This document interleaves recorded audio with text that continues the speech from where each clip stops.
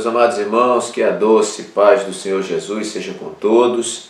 Estamos de volta para gravarmos aí então mais um vídeo de escola bíblica complementar, um vídeo comprometido com a poderosa palavra de Deus. Estamos aí caminhando já para as últimas lições do nosso trimestre, uma lição muito importante que trata sobre o tabernáculo, os símbolos da obra redentora de Cristo. Graças a Deus, irmãos, temos aprendido muito. Me faz lembrar de uma lição bem recente que nós estudamos sobre o livro de Levítico e vimos muitas outras coisas, óbvio que por outros prismas, né? Porque era um outro comentarista.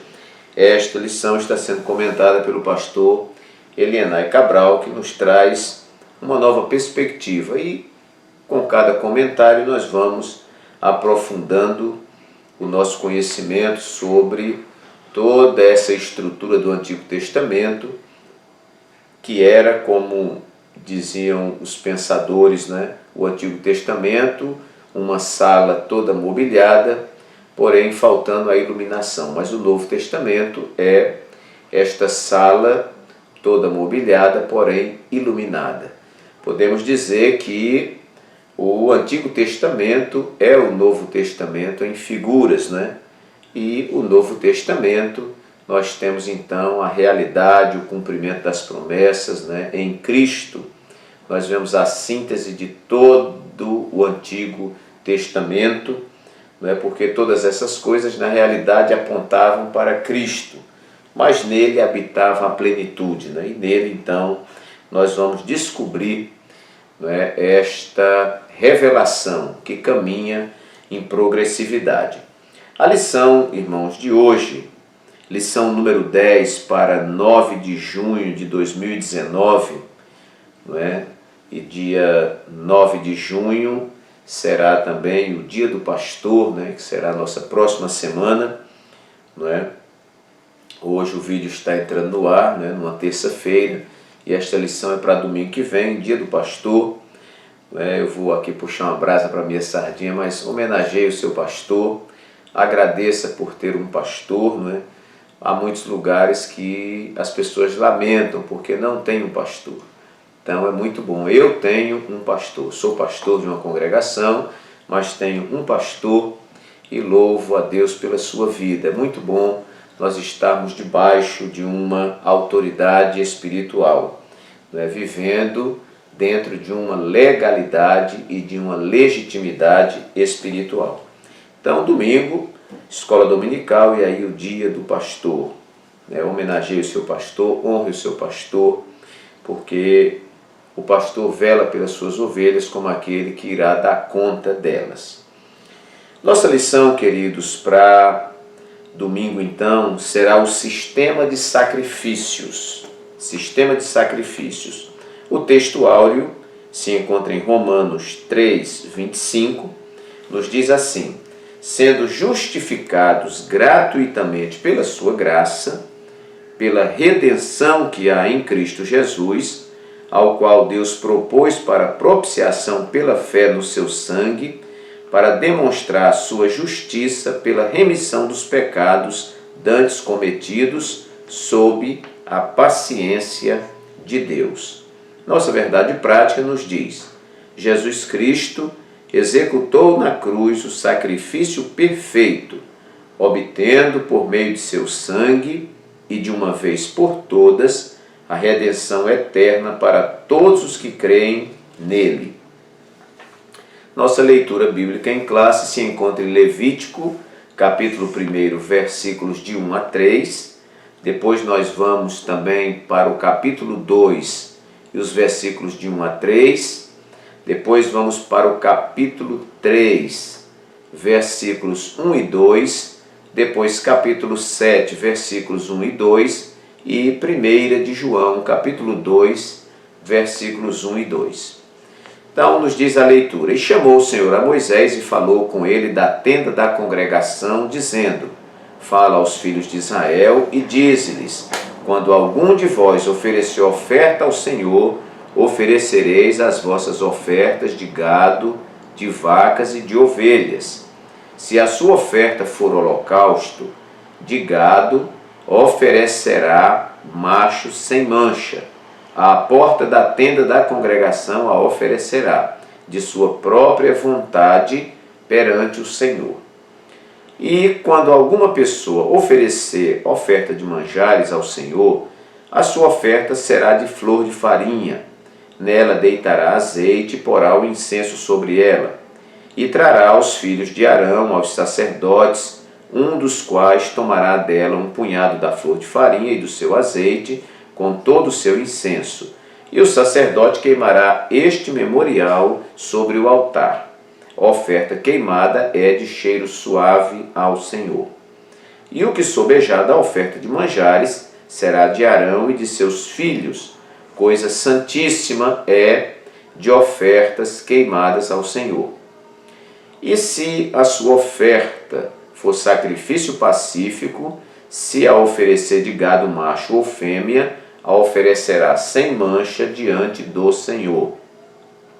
E porá a sua mão sobre a cabeça da sua oferta, e a degolará diante da porta da tenda da congregação, e os filhos de Arão, os sacerdotes, espargirão o sangue sobre o altar em roda.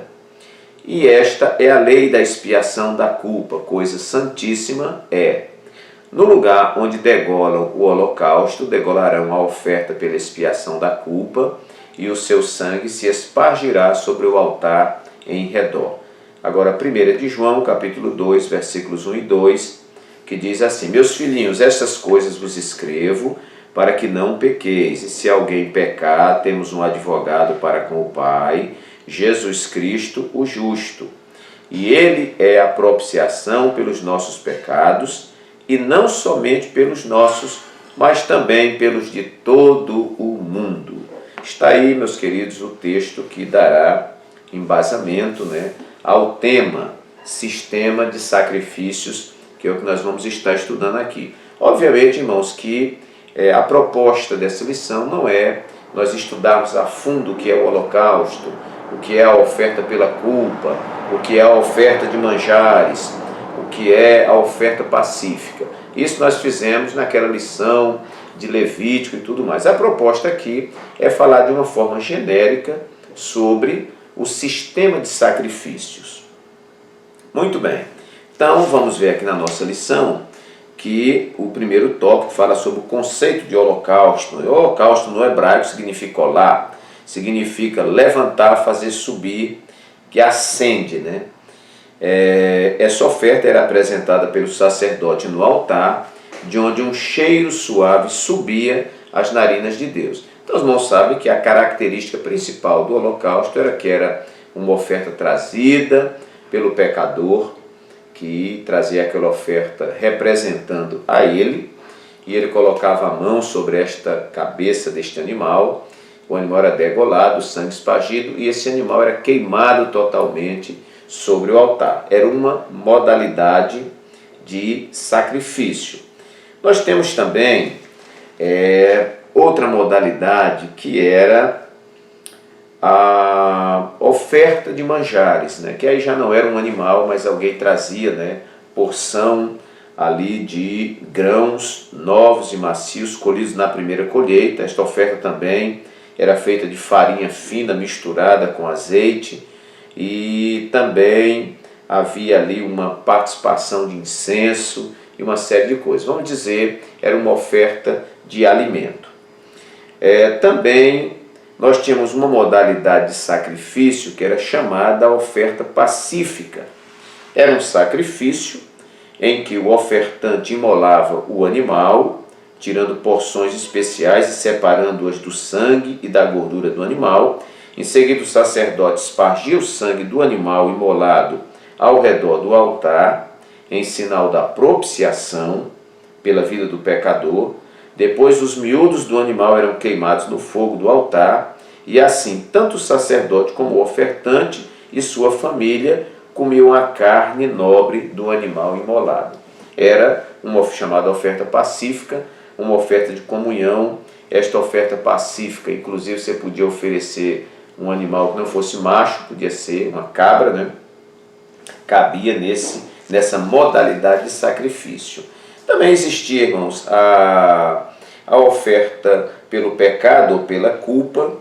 Diferente das outras oferendas, as ofertas pelo pecado e pela culpa eram obrigatórias.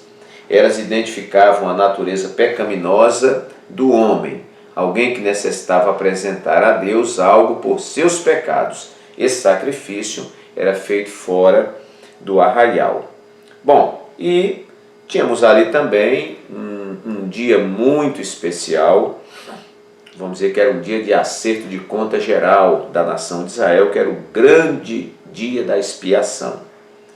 Levítico 16 vai narrar como funcionava isso. Era o mais importante dia para o povo judeu e o dia em que todo judeu devia observar um jejum e não fazer qualquer trabalho. Também o dia da expiação era a data em que o sumo sacerdote apresentava um novilho por si mesmo e por sua família, e um bode pelo povo, no Santo dos Santos, espargindo o sangue das vítimas sobre o propiciatório. O rito representava a mais importante oferta pelo pecado de toda a nação. Então está aí, irmãos, uma descrição rápida, que vai estar constando da nossa lição.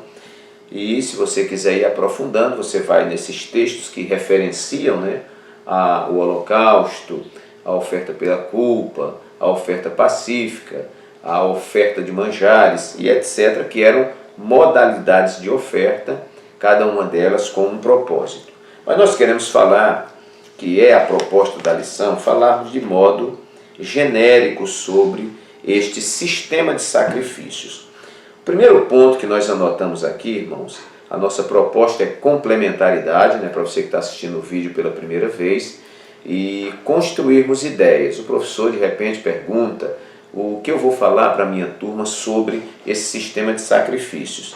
E eu estou aqui então construindo em toda a lição 10 tópicos que vão poder te dar uma orientação. Eu não posso me dar nem ao luxo de me aprofundar em cada tópico, porque se com 3 tópicos você toma a lição, a aula toda da escola dominical, imagine com 10 tópicos. Mas a minha ideia aqui é que você tenha uma construção de pensamento diferenciada, que você possa apresentar algo novo também na classe. A primeira coisa que vai ser tratada também na lição é que o sistema de sacrifícios era repetitivo, era temporário, era imperfeito, insuficiente e ineficaz. Então vamos lá. Eles eram repetitivos, eram temporários, eram imperfeitos, insuficientes e ineficazes. O sistema de sacrifício, de um modo geral, eram repetitivos, irmão, porque o sacrifício que se fazia hoje por aquela pessoa, ela não valeria para o pecado de amanhã, para o pecado de depois de amanhã, para o pecado da semana que vem, para o pecado do mês que vem. Então, teria que sempre estar morrendo novilhos, cabritos, morrendo pombas, morrendo rolinhas, aves, morrendo ovelhas, enfim. Eram sacrifícios o tempo inteiro, porque cada pessoa que vinha tinha que ter um animal no qual ela transferia o seu pecado, a sua culpa para aquele animal. Então, imagine a quantidade de animais. E se a semana que vem houvesse outra transgressão, alguma coisa desse tipo, lá vem ele com outro animal. Além das muitas pessoas, e por cada uma deveria ser oferecido ali um sacrifício, fora, claro, os sacrifícios representativos, que representavam a nação inteira, mas cada pessoa levava o seu sacrifício pelo seu pecado. E também o grande número de pessoas que compunham a nação recém-criada, a nação de Israel. Julga-se que aproximadamente 3 milhões de pessoas saíram do Egito em direção a Canaã. Então esses sacrifícios eram repetitivos, também eram temporários, porque o que valia para hoje já não valia para amanhã. O que sanou o meu pecado hoje não sanava o meu pecado amanhã, não sanava o mês que vem. então eram temporários, resolvia por um momento. Também esses sacrifícios eram imperfeitos.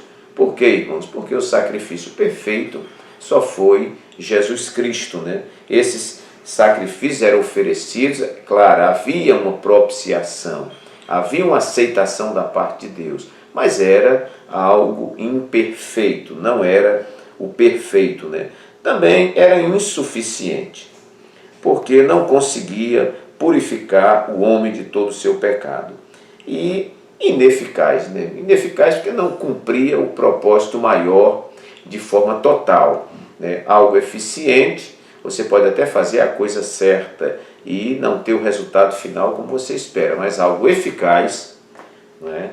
Tanto suas etapas de elaboração são muito bem feitas, como o resultado final ele é satisfatório.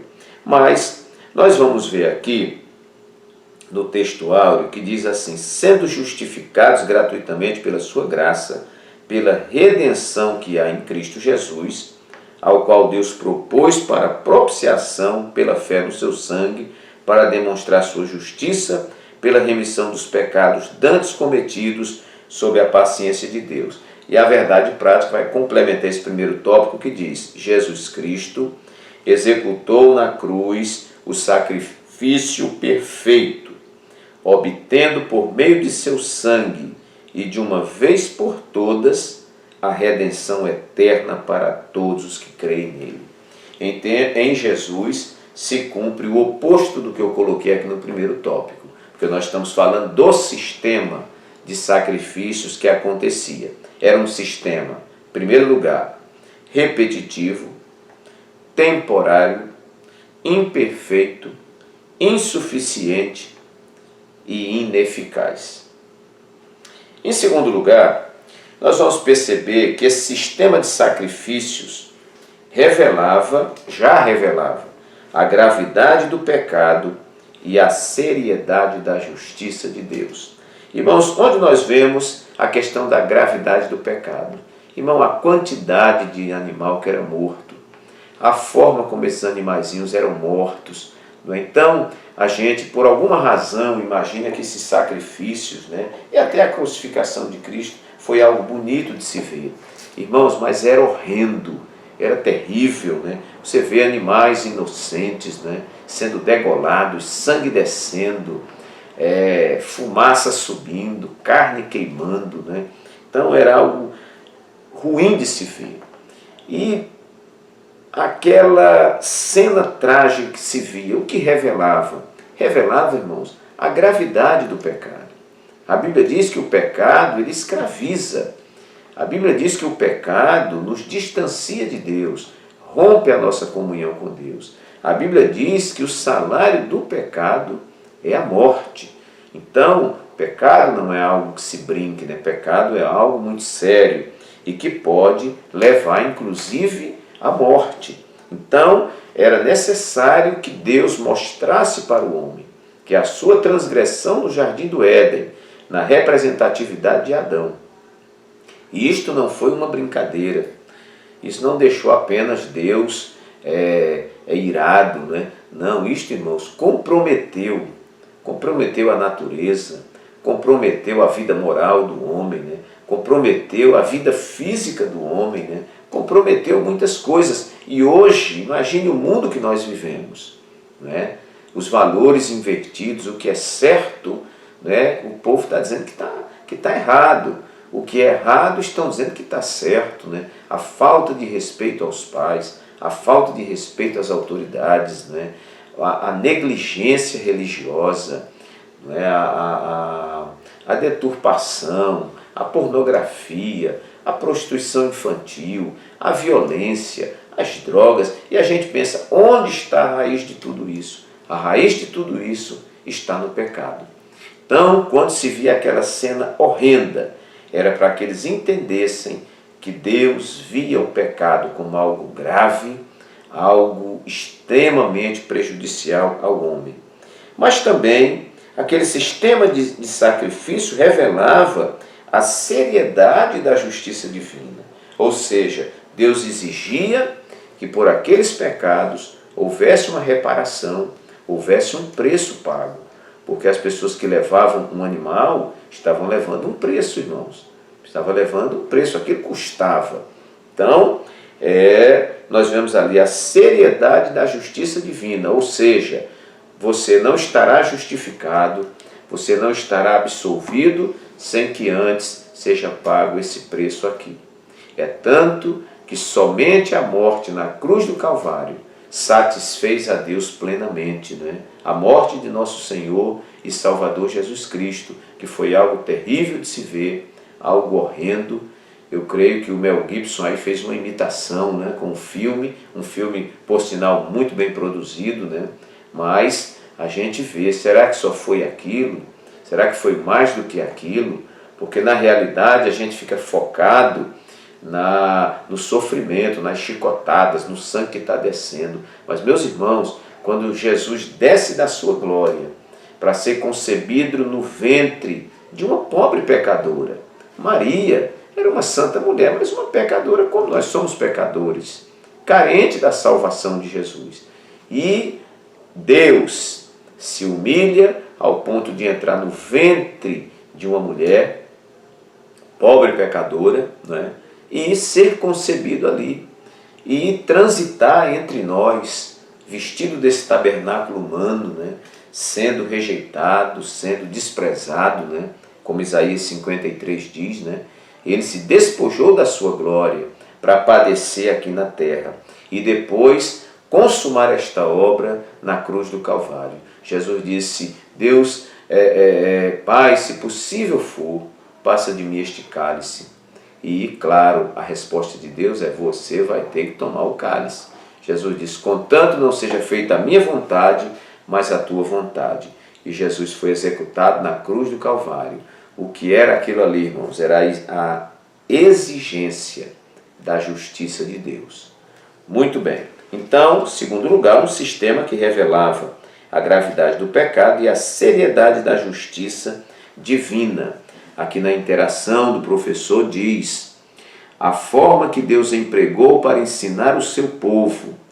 Aliás, esta foi a forma, deixa eu marcar aqui, esta foi a forma que Deus empregou para ensinar o seu povo que a reconciliação e a comunhão com Ele não poderiam ser tratadas com menor importância. Então vamos fechar. É algo sério, algo muito sério.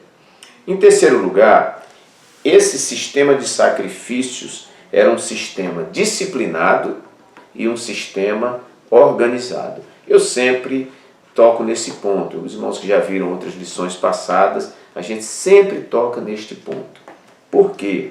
Porque nós somos peritos em fazer a obra de Deus relaxadamente. É incrível como as pessoas se dedicam na empresa que trabalham, são pontuais no aeroporto, na rodoviária, mas no trabalho do Senhor levam de qualquer maneira, como se dissesse: o que sobrar, o tempo que der, eu vou fazer.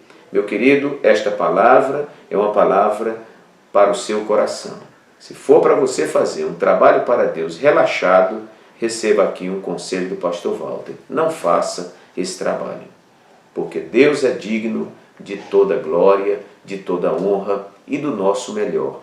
Tudo que nós formos fazer para Deus, façamos o melhor, porque Deus nunca nos deu nada de 1,99. Deus nunca nos deu nada sucateado. Deus nunca te deu nada de segunda classe, né? Não, tudo que Deus te dá é da melhor qualidade. Eu acho que nós, como igreja, hoje precisamos fazer uma releitura, não é, da execução do nosso trabalho na obra de Deus. E fazemos um trabalho bem feito.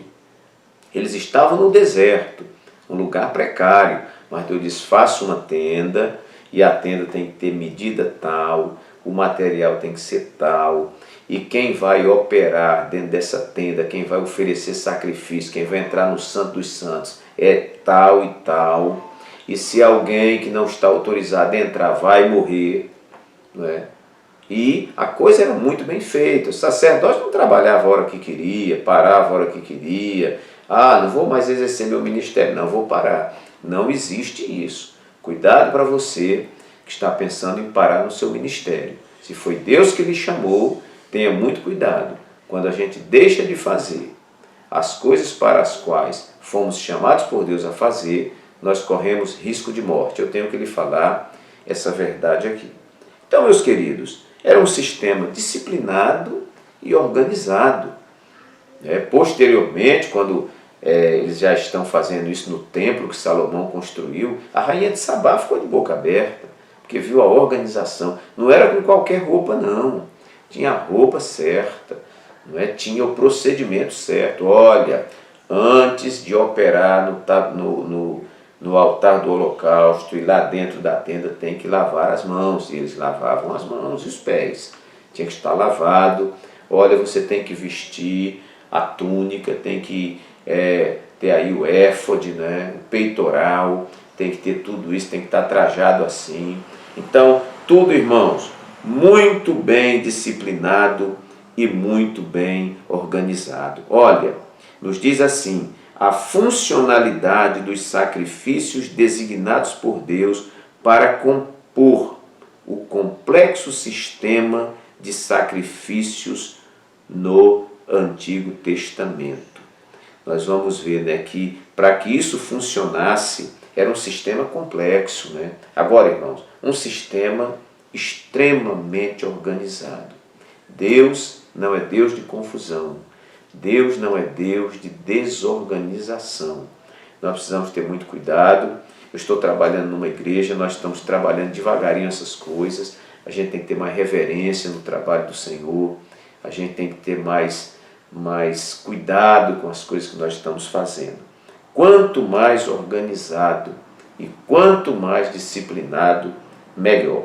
Então, isso foi designado por Deus, medidas, procedimentos, ministérios, tudo foi designado por Deus, e você vê muitas vezes na Bíblia essa expressão: e Moisés fez conforme o Senhor lhe mostrou, e Moisés fez conforme o Senhor lhe designou, e por aí vai.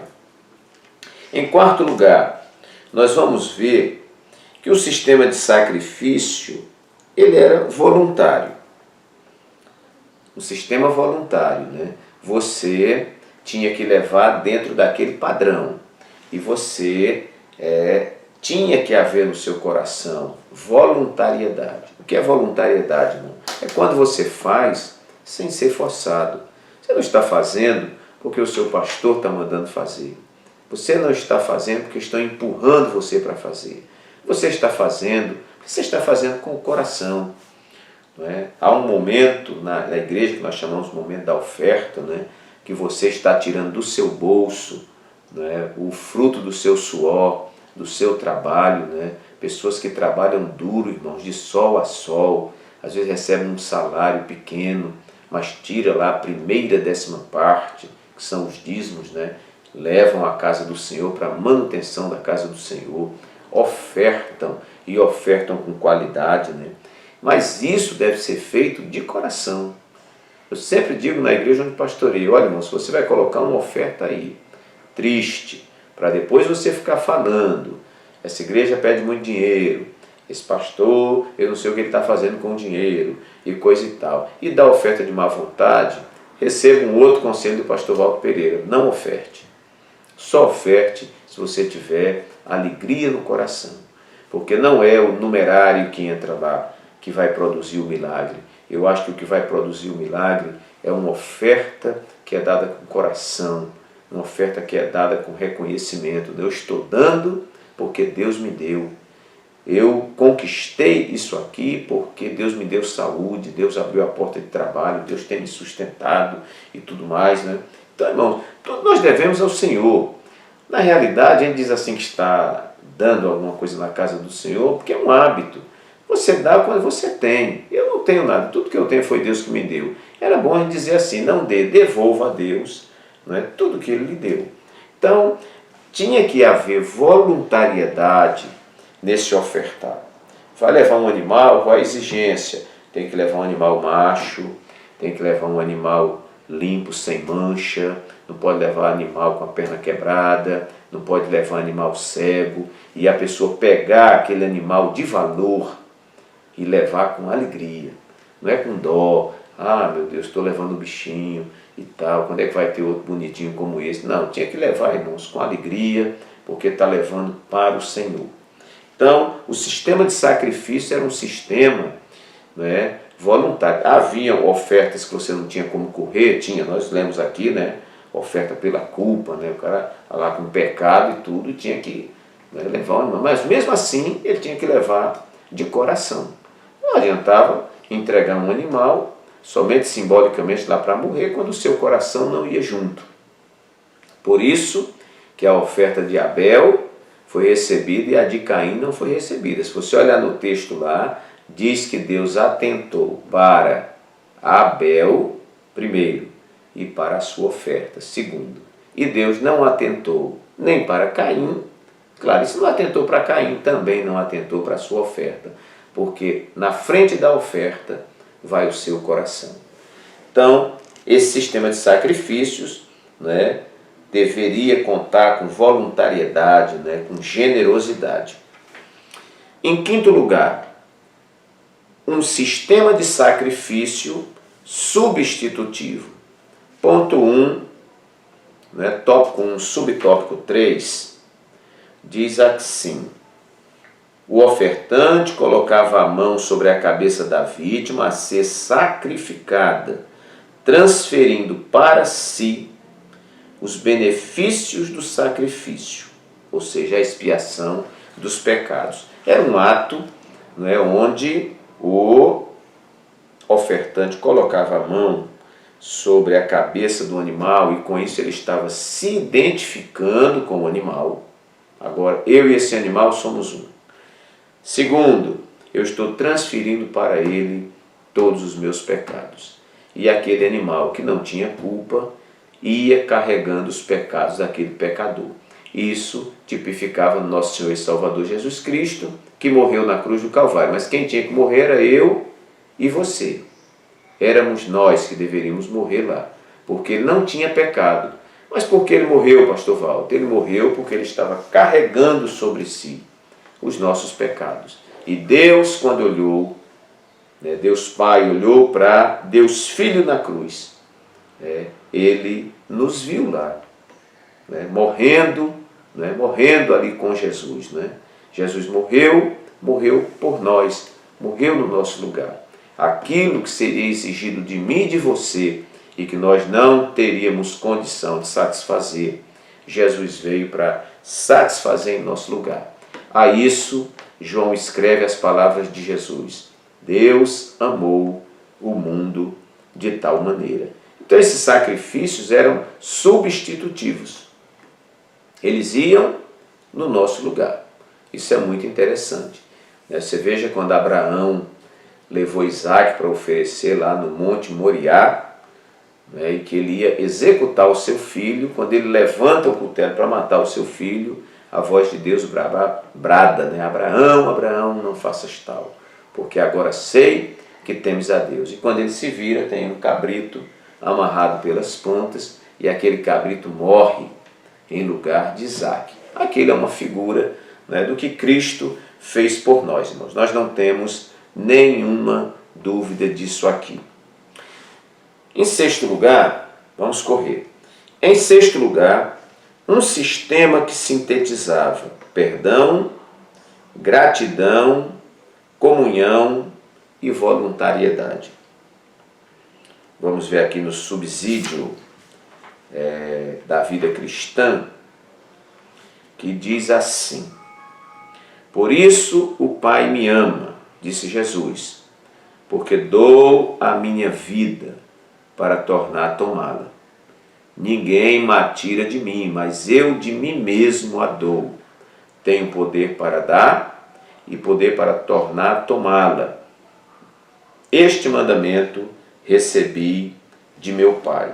Então, irmãos, aquele sistema de sacrifício, e aqui falando bem rapidamente, nós tínhamos, vamos colocar o holocausto, oferta pela culpa, né, como essa questão do perdão. Vamos colocar aqui a oferta, a oferta de manjares, né, como uma oferta de gratidão, que eles pegavam ali os primeiros grãos e etc. e tal, e preparavam ali, era uma oferta de gratidão. E também a oferta voluntária, que era uma oferta de comunhão. Não só se oferecia o animal, como a família comia com o sacerdote ali, e aquilo representava a comunhão. Então eu anotei aqui em sexto lugar que esse sistema de sacrifícios, esse conjunto de sacrifícios que montavam um sistema de sacrifícios, eles sintetizavam, né? Ou em Cristo, nós vamos ver a síntese, né? Do perdão, da gratidão, da comunhão e da voluntariedade. Esses sacrifícios sintetizavam perdão, gratidão, comunhão e voluntariedade. Era tudo que estava contido nesses sacrifícios. Haviam sacrifícios que eram para que nós obtivéssemos o perdão. Havia sacrifícios que eram mostrando a nossa gratidão. E haviam sacrifícios que revelavam a nossa comunhão. E a voluntariedade, né, que foi um tópico que nós falamos aqui. Sacrifícios voluntários, né? Eles levavam voluntariamente. Então, meus amados irmãos, em Cristo nós vemos isso, não é? O perdão. Jesus na cruz, ele diz: Pai, perdoa-lhes, porque não sabem o que fazem. Eles estão me crucificando pela ignorância deles. Nós vamos ver a gratidão quando Jesus pega, né, o pão, e na Santa Ceia nós temos logo gratidão, comunhão, tudo junto, né? Jesus pega o pão, levanta. O pão era símbolo do seu corpo. Então Jesus está levantando, às vezes fala na igreja, Jesus está levantando o caixão, né? Ele está dizendo: Pai, graças te dou, né, por este pão que está aqui, mas era símbolo do seu corpo, né? Então ele está agradecendo, inclusive, pela sua morte, pelo seu corpo que será vituperado, flagelado e etc. E comunhão, né, irmãos? Jesus celebra a ceia, e eu costumo dizer que aquela reunião foi a maior reunião de comunhão de todos os tempos, porque ali todos se tornaram iguais naquela mesa. Jesus não apontou o pecado de ninguém, todos puderam participar. Ali na mesa estava o traidor, que Jesus já sabia que ia trair. Jesus estava ali Pedro, que Jesus sabia que ia negar. Estava ali Tomé, que Jesus sabia que ia duvidar da ressurreição. Ali estava Judas Iscariotes, né, que seria aquele que iria trair Jesus. Enfim, irmãos, o melhorzinho ali ia correr e ia abandonar Jesus. Mas Jesus colocou todo mundo na mesa, deu um pedacinho de pão a cada um, creio que não deu um pedação para um pedacinho para outro, distribuiu em igualdade, né, naquela partilha maravilhosa. E ali foi celebrada a maior reunião de comunhão de todos os tempos. Jesus ignorou a diferença deles, ignorou os seus pecados, ignorou tudo, e todos foram convidados à mesa e participaram da ceia com o Senhor. Então esse sistema de sacrifícios sintetizava o perdão, a gratidão, a comunhão, a voluntariedade, que são coisas que nós vamos ver no futuro em nosso Senhor e Salvador Jesus Cristo. Em sétimo lugar, um sistema instituído por Deus. Vale a pena comentar que quem inventou tudo isso foi Deus. Na nossa introdução diz: antes de ser uma resolução de Moisés, o sistema de sacrifícios estabelecido em Israel foi ordenado por Deus. Os livros de Êxodo e Levítico apresentam com precisão as instruções sobre como eles deveriam ser apresentados a Deus dentro do tabernáculo. Ou seja, irmãos, tudo feito na direção de Deus. Foi Deus quem ordenou como deveria ser feito, e aqui não cabe porquê, e aqui não cabe eu não concordo, não. E se você quer ser feliz, se submeta à vontade de Deus. Que a tua vontade, Senhor, seja feita na terra como ela é feita no céu. O teu reino, o teu domínio, o teu governo, as tuas determinações venham sobre nós. Muito cuidado com as decisões que você toma por conta própria. E eu digo para mim, muito cuidado, pastor Valdo, com as decisões que porventura o Senhor venha tomar por conta própria, porque nós estamos debaixo de uma autoridade espiritual, estamos debaixo das determinações do Senhor. Quantas pessoas estão sofrendo? Talvez até você esteja me ouvindo. Estão sofrendo porque saíram da direção de Deus. Quem os conduziu não foi a direção de Deus. Quem os conduziu foi o orgulho, a vaidade, a prepotência, né, a dura cerviz. Não, eu vou porque eu quero e eu sou assim. E você abandonou tudo que você fazia, abandonou seu ministério e saiu da sua posição. E eu já disse em um vídeo aqui, mais trágico do que não receber a bênção de Deus é quando essa bênção chegar, não encontrar você no seu lugar.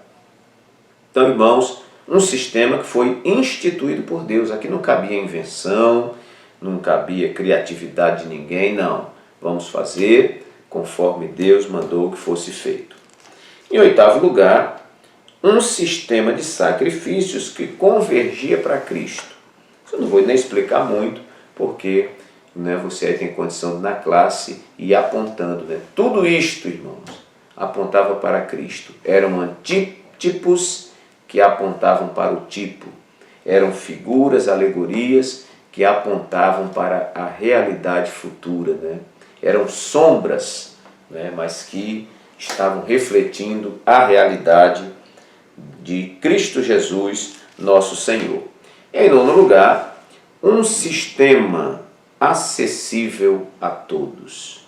Nós falamos isso por ocasião da doação de material para a construção do tabernáculo e também aqui, irmãos. Isso fala muito, porque quem não tinha novilho, oferecia bode, quem não tinha bode oferecia cordeiro, quem não tinha cordeiro oferecia pomba, quem não tinha pomba ofereciam rolas, rolinhas, oferecia ali. Então, todas as pessoas tinham condições de apresentar sua oferta pelo seu pecado.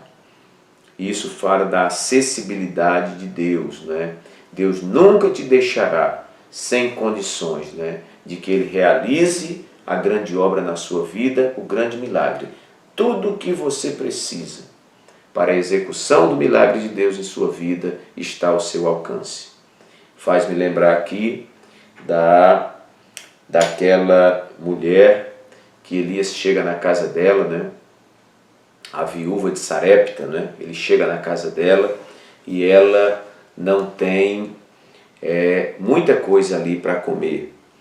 E ele pede que a mulher faça um bolo para ele primeiro, para ele comer, e depois ela vai comer lá com o seu filho. Ela faz o bolo para Elias e Elias come, e não falta ali nem farinha na panela, nem azeite na botija.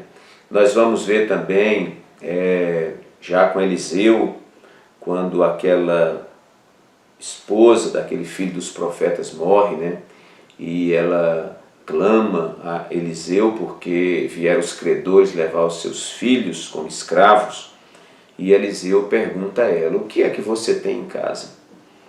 Sabe qual é a resposta da mulher? A mulher diz assim, parafraseando, a mulher diz assim, eu tenho somente uma botija de azeite, não é mais isso, e nada é a mesma coisa, porque ela diz assim, eu não tenho nada, senão uma botija de azeite. E um dia pregando numa igreja eu falei, irmãos, aquela pergunta do profeta, o que é que você tem em casa?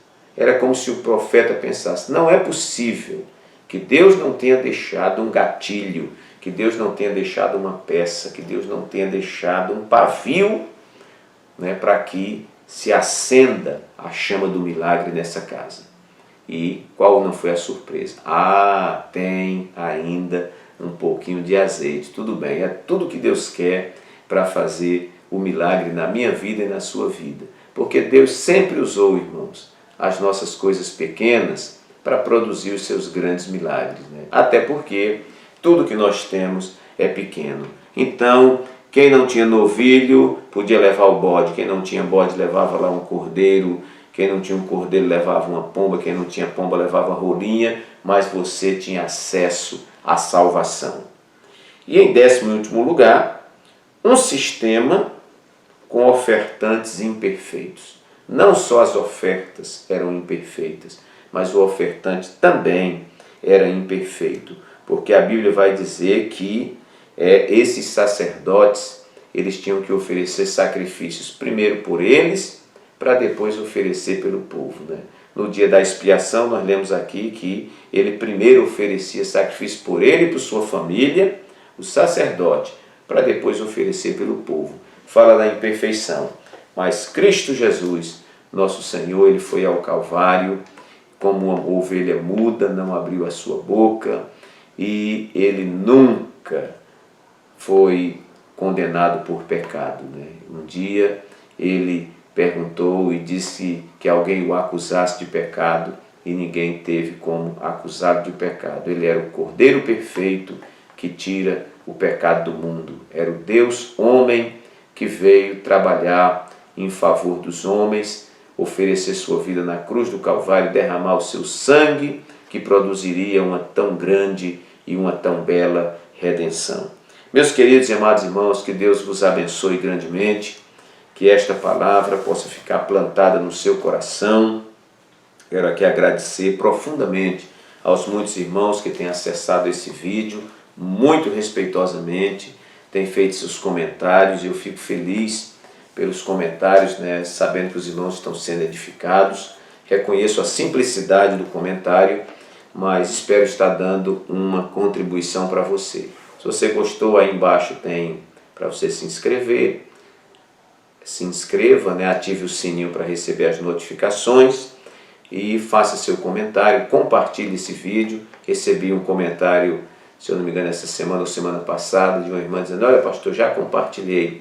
Muito obrigado, minha irmã, que Deus te abençoe. Nós estamos edificando vidas. Escola Bíblica Complementar, um programa comprometido, um vídeo comprometido com a poderosa Palavra de Deus. Receba um abraço carinhoso do pastor Walter Pereira e até o nosso próximo vídeo, se Deus assim permitir.